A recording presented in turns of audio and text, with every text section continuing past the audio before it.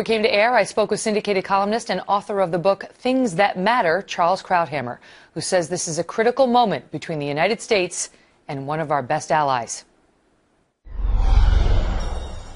Charles, your take on what appears to be a growing escalation in the war of words between the White House and the Prime Minister of Israel, and the White House's response to Netanyahu's acceptance of this invitation he received from John Boehner. Well, what's astonishing is how personal and petulant is the administration response. Reducing this to a kind of schoolyard brawl. What prompted this, I think, at least on the part of the Speaker of the House inviting Netanyahu, is the unprecedented thing that happened just a few days earlier, even before the State of the Union, when the Prime Minister of Britain was here in the United States and admitted openly to lobbying senators on the nuclear issue. And he even admitted that's unprecedented. So on the one hand, you get the administration using foreign leaders to lobby Congress.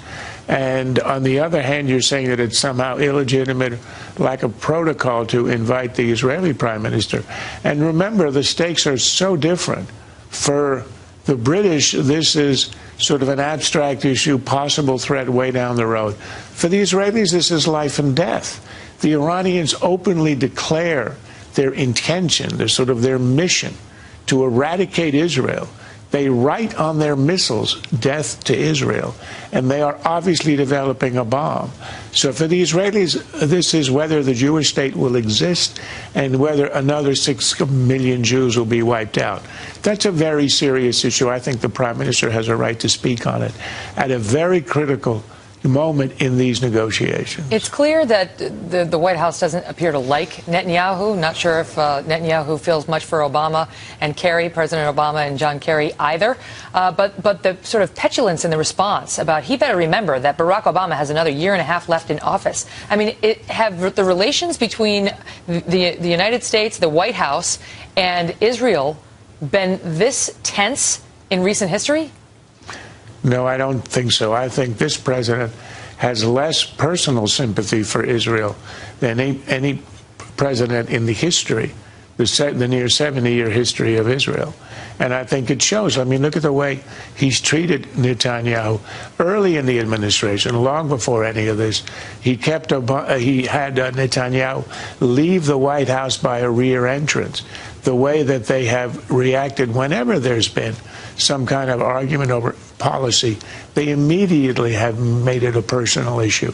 And I think that's when you allow that to intrude. Remember, the mission that a president has is to defend and advance the national interest of the United States. And when it becomes a personal thing, that gets in the way. Israel is our strongest ally in the region, democratic and committed to the West. Iran has been responsible for the deaths of thousands of Americans in Iraq and Afghanistan. The State Department itself says it's the largest, the biggest exporter of terrorism in the world. And Obama treats their leadership with utmost respect and treats Israel, our ally, with none. In the meantime, Iran, as you write in your column this week, is on the march. I mean, this issue about which Israel is so concerned, and we say we are so concerned, is greater than just Iranian-Israeli relations. Iran is gaining power. Well, the story that goes mostly unwritten is that the ones who are the most apoplectic about the rise of Iran, the fact that it looks as if Obama is ready to concede to them threshold nuclear status, are the Gulf Arabs. The Arabs have no deterrent. The Israelis at least have their own bomb. The Gulf Arabs are very rich and extremely weak. They rely and have for 2 generations on the United States.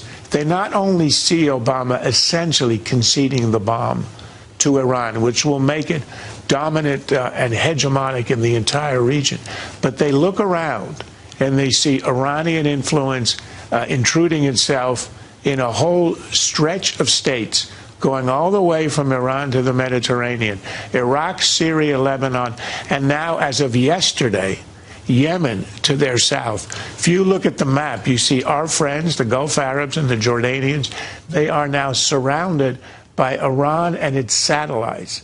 And that is happening apart from the nuclear issue.